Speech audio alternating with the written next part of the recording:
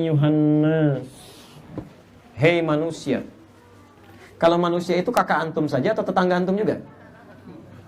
Halo? Halo? Semuanya. Baik, jadi kalau antum tetanggaan sama kanguru masuk? Tidak ya? Lihat sini, bismillah. Teman-teman, fokus ini. Ya ayyuhannas, hei manusia. Kalimat annas di Quran disebutkan 241 kali. Manusia minimal disebut dengan 5 nama. Kadang Bashar. Bashar disebut 35 kali dalam Al-Quran. Bashara ini 1 kali. Kadang disebut dengan Al-Ins, dipasangkan dengan jin. Ini menarik nih, pasangannya jin ini, Ins. Disebutkan pasangan ini 18 kali. Ya ma'syaral jinni wal ins, wa ma khalaqtal jinna wal ins. Kemudian insan, Al-Insan, disebutkan 65 kali dalam Al-Quran, di 63 ayat, di 43 surah berbeda. Kemudian disebutkan dengan Bani Adam atau Dzurriyyah Adam, disebutkan 7 kali dalam Al-Quran. Dan ini disebutkan Nas 241 kali. Kalau disebutkan Nas, ini mencakup semua manusia tanpa kecuali. Mau besar, mau kecil, mau beriman, mau tidak, mau tua, mau muda, mau laki-laki, mau perempuan. Sepanjang bernama manusia, mau pintar, mau dianggap kurang pintar dan sebagainya, sepanjang manusia, berlaku hukum ini. Ittaqu rabbakum, tingkatkan takwamu kepada Rabbmu. Alladzi khalaqakum min nafsin wahidah, yang telah menciptakan kalian dari jiwa yang satu, bersumber dari Adam yang sama. Karena itu disebut dengan Bani Adam. Fa khalaqa minha zawjaha, diciptakan dengan pasangannya. Ya, laki-laki, ingat, lihat pasangannya, laki-laki pasangannya perempuan. Ya, ini jelas. Ditegaskan lagi di Quran surah ke-49 ayat 13. Kalimatnya sama. Sama kalimatnya. Awas hati-hati. Ya ayyuhan nas, sininas, sininas. Inna khalaqnakum min dzakarin wa untha.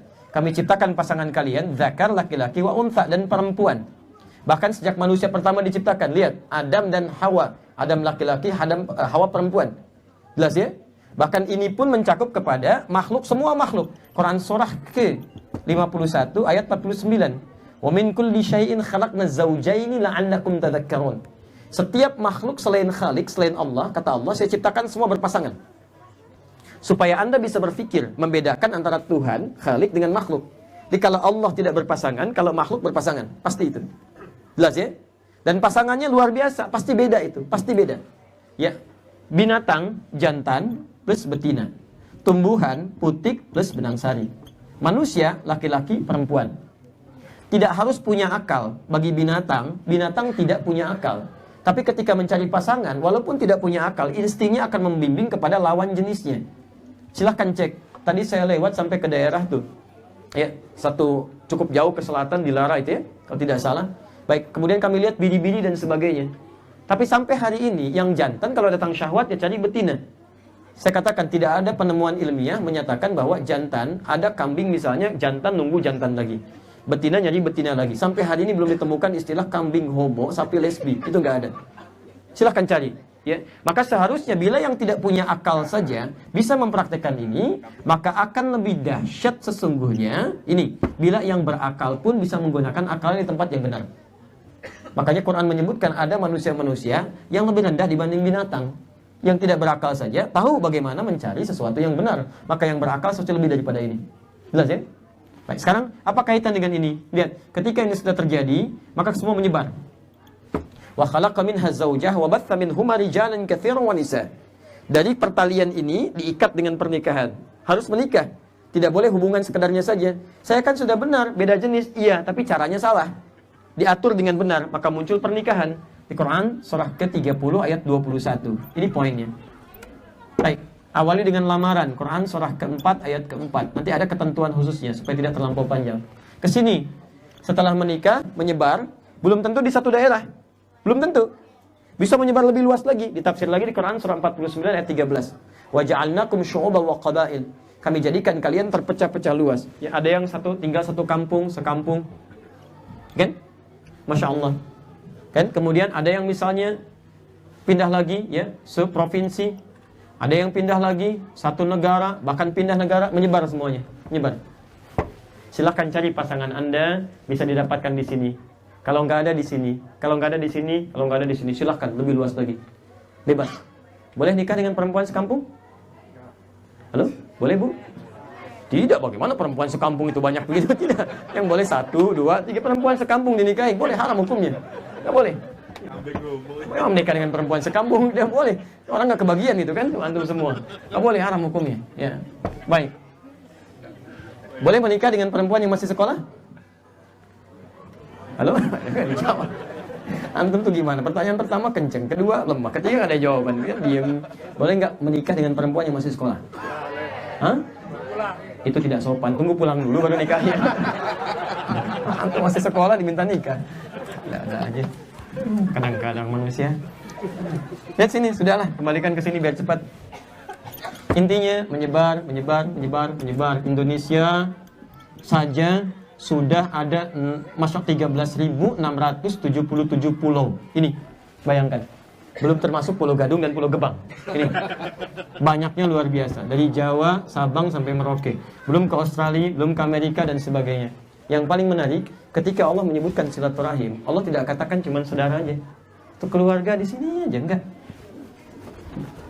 Teruskan ayatnya. Wattaqullaha alladzi tasaaluna bihi wal arham. Bertakwalah Anda kepada Allah, karena dimanapun Anda berada, kadang sering Anda menyebut namanya. Apakah Anda menyebut nama Allah cuma di Indonesia saja? Bukankah saat ke Australia Anda bermohon kepada Allah, minta diberikan kemudahan, minta diberikan kelancaran? Anda datang di satu tempat, ingin diberikan kelancaran oleh Allah, tapi nggak membangun silaturahim dengan lingkungan sekitar Anda. Bagaimana rezeki bisa datang pada Anda? Anda gaulnya dengan saudara Anda aja, Anda tinggalnya di sini. Tetangga Anda orang Australia, tetangga Anda orang Italia. Sementara Anda telepon-teleponan juga dengan saudara Anda aja. Gaulnya ke situ aja, ke sini nggak pernah ngobrol, sini nggak pernah nanya. Bagaimana Allah bisa menurunkan rahmat pada Anda, rezeki lewat Anda, kalau Anda tidak pernah membuka silaturahim dengan sekitarnya? Maka di sini bisa diartikan dengan siapapun dan dimanapun Anda hidup, bukalah kemudian peluang untuk berkomunikasi. Silah itu bangun hubungan yang kuat. Ayo bangun kuat. Ayo Anda punya lembaga apapun, coba cek lembaga yang lainnya. Bangun komunikasi. Dengan hubungan yang sangat kuat ini akan menguatkan eksistensi Anda juga. Ya, Allah. Silakan datang bisa temui. Di sini ada perwakilan dari kepolisiannya, saya dari pemerintahannya dan sebagainya. Ada silaturahim. Kalau dalam bentuk yayasan, bentuk yang lainnya, Anda pengusaha, silaturahim dengan penguasa yang lainnya lagi. Hubungan yang kuat, erat. Tapi ingat, bukan sekedar hubungan, tapi diikat dengan ini, rahim. Dengan cara yang sangat elegan, penuh rahmat, sifat bijak, sifat sayang. Jadi kalau bangun hubungan tuh kalau mau baik, dibangun dengan cara yang indah.